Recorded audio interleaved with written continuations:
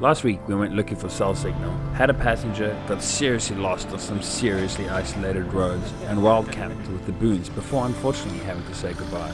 Are we lost in Africa? In this week's episode, B eats some pasta, we go looking for elephants, we run into some major problems, and we're reminded why we're undertaking this big financially disastrous adventure. I hope you guys enjoy, and please don't forget to like and subscribe if you do.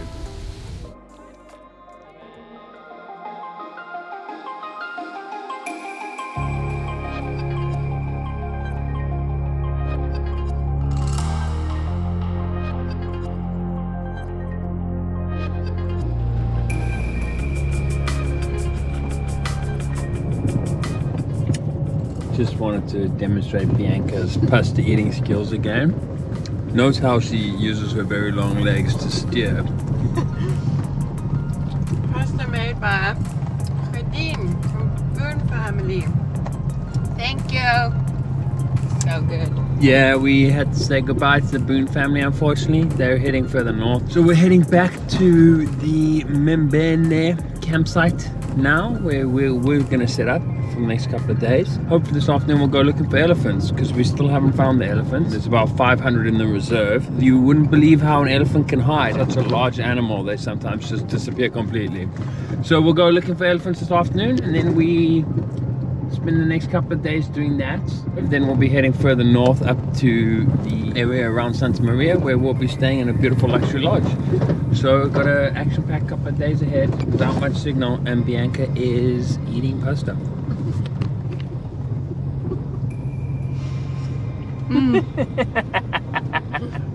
Go in, you gotta leave me some. Tim's done. She's eating most of it.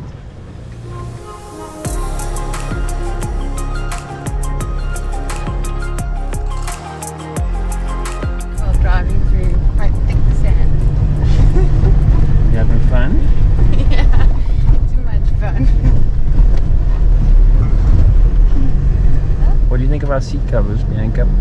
Super cool. Lost in Africa. They are amazing.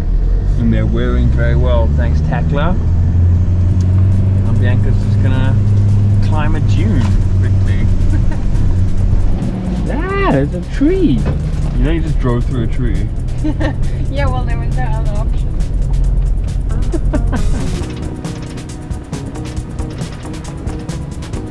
So it's a scorching hot day. It's technically autumn. It's 33 degrees outside. It was 35 earlier. And what happens is when it gets super hot like this, the sand becomes a lot softer. And this road is pretty treacherous at the best of times. We haven't really seen, well we haven't seen any elephant, but we have seen signs of elephant. Quite a few impalas, hippos, loads of hippos, loads of giraffe. Reed buck. Yeah. And we got spoiled with one bush pig this morning. Oh yeah, how about that?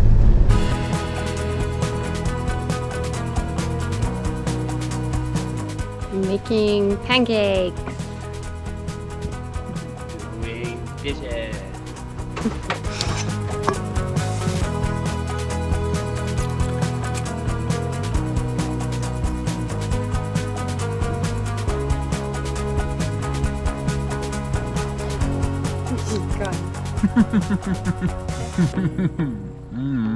Delicious. I was still trying to figure out what the problem with the second battery was, but with the meat in the freezer thawing, we decided to make a big pot of stew.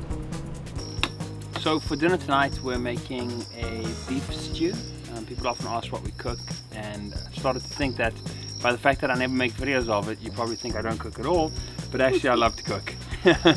And we spend a lot of time cooking, probably too much time, and that's why we don't make many videos about it. So we're making a beef stew today. You start by browning the beef. It's really yummy stewing beef this. And I like to really get it brown and caramelized, because you're not going to overcook it. The whole idea with stewing beef is that it's a tough piece of beef. So if you cook it for a short amount of time, it'll be almost uneatable. But then if you cook it for a very long time and you braise it, like you do in a stew, then it goes all soft. All that interconnecting tissue turns into jelly and it's absolutely delicious. So it's a really nice thing to make on the road because you're actually using cheaper cuts of meat. We've browned the meat. Now we're going to throw in some onions and carrots. This always varies depending on what you're able to get and what you are carrying with you. But so the good ones to start with: the onions, carrots, celery, leek, anything like that. That's really delicious to start a stew. You get a base of flavor. Gently cook the onions in the juices from the beef. That's the base of the flavor. Then we add the garlic, add some chili. Yummy local Mozambican beer. Tonight we're using Dosham. The beer effectively actually deglazes the pan. All that yumminess that was stuck on the pan from caramelizing the meat is now going to go into that beer, and the alcohol actually evaporates, so it's not even alcoholic. Then we throw in all the other vegetables that we have, all the other hard vegetables that we have, so potato, butternuts in this case, as well as a couple of tins of tomato, a bunch of spices as well, and then you can just let it sit for a couple of hours. Serve it with bread or with pap or with rice or even with pasta, and it's absolutely delicious. Yummy. Delicious. We need a bigger spoon though, but this will do for tonight.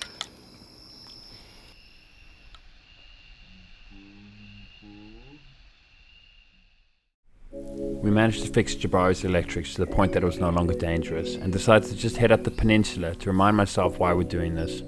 The open road has always had a way of healing me.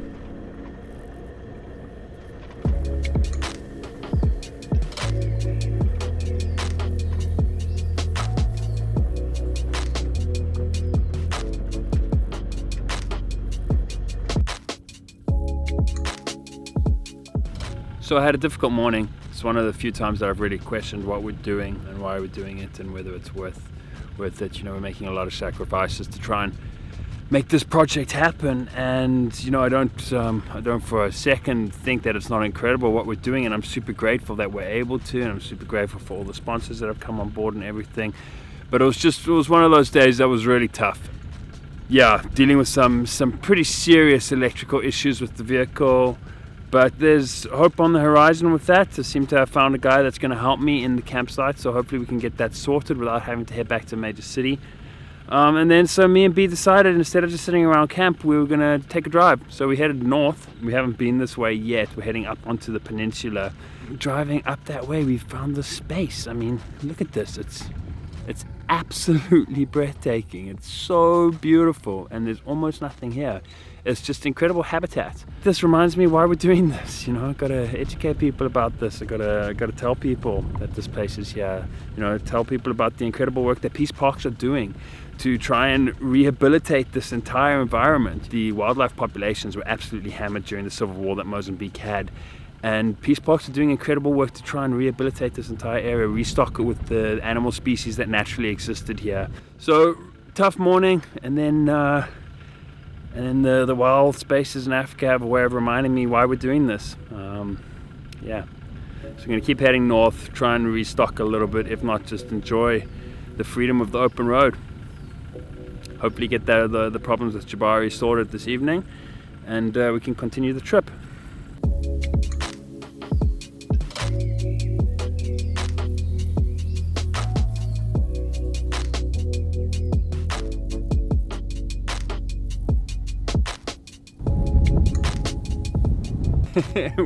With the drone not working, I now have to get those shots on foot. So I've got a bit of catching up to do, because I told Bianca to keep going, but it's worth it for the beautiful shot.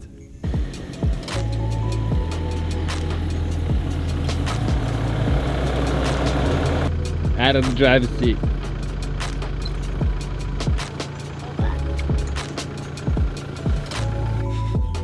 Record video. I did it now. B, what you doing? Capture.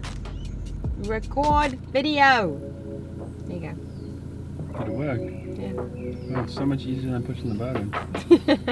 Okay. Well, it worked really well when you weren't looking.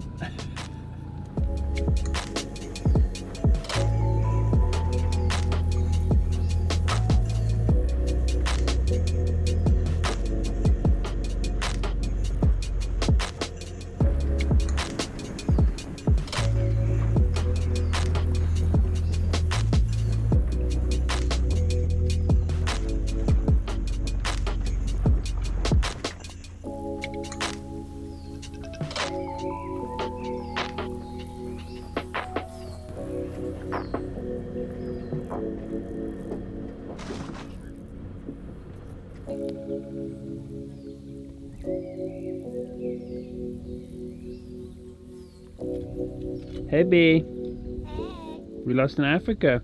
we're lost in Africa trying to stock up in the north. So we headed north out of the Maputo Special Reserve, found the craziest little road. Really felt like I was going down the rabbit hole in Alice in Wonderland. And we came out and it's on the edge of one of these lakes that's here, and it's just beautiful. This part of the world's incredible, and it's definitely hugely underexplored. It's very non-commercial, you know, and all of this is, I think we're probably about 600 kilometers from Johannesburg right now, you know, so closer than Durban is to Johannesburg, and no one knows about it, and it's just incredible. You know, with the right management and sustainable projects that involve the local communities, this could become a real wildlife paradise. The habitat here is just incredible. So yeah, pretty inspiring after a really morning, to be completely blunt. It's turned into a really interesting day. This is why we're doing what we're doing. This is why we're exploring these wild regions of Africa. It's amazing. I love it. Wouldn't have it any other way.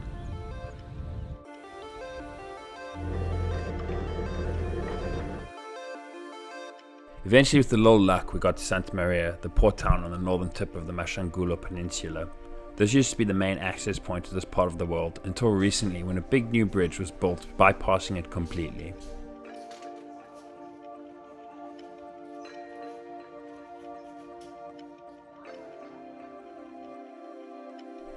Please imagine me saying something wise and insightful here about the essential nature of making space in your fridge for beer, because I handed Bianca the camera in slow-mo mode with the mic off.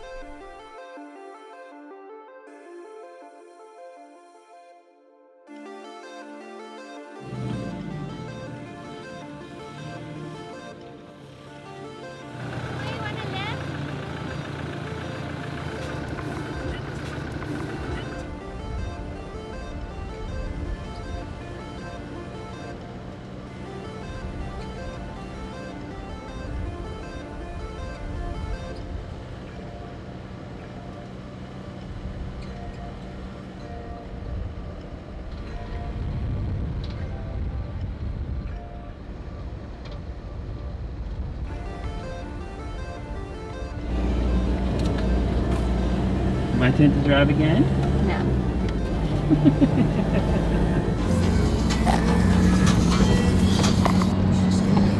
Oh no!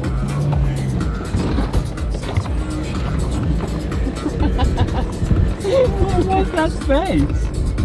Was that panic, Bianca? Hey? There are just big holes everywhere. Up the hill.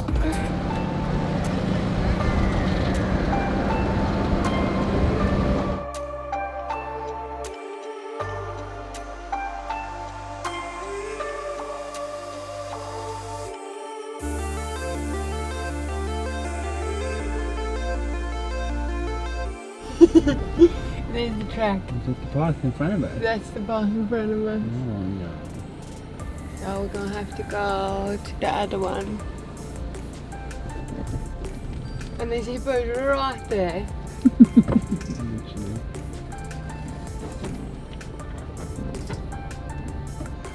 So there are hippos all around, and I am tasked with walking the puddle, which is always a lot of fun. It looks like it's not as dramatic as we feared it might be. I just hope I don't bump into a hippopotamus, because that would suck.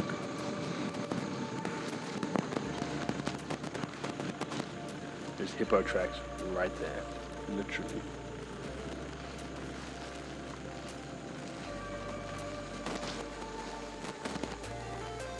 Yeah, that's not so bad. Not so bad at all.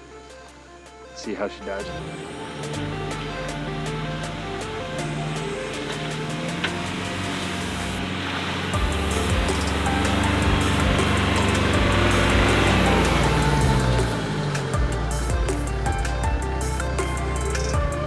Thank goodness for Timmy. We're back on our route.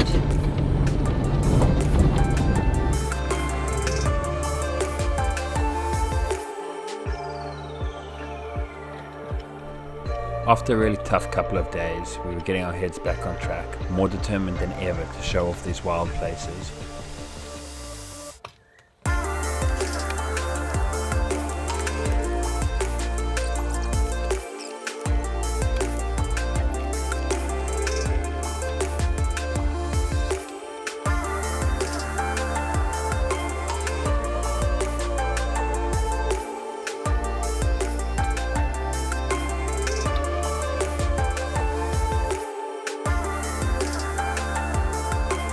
Please join us next week as we go in search of the elephants again, and as always, thank you so much for the support.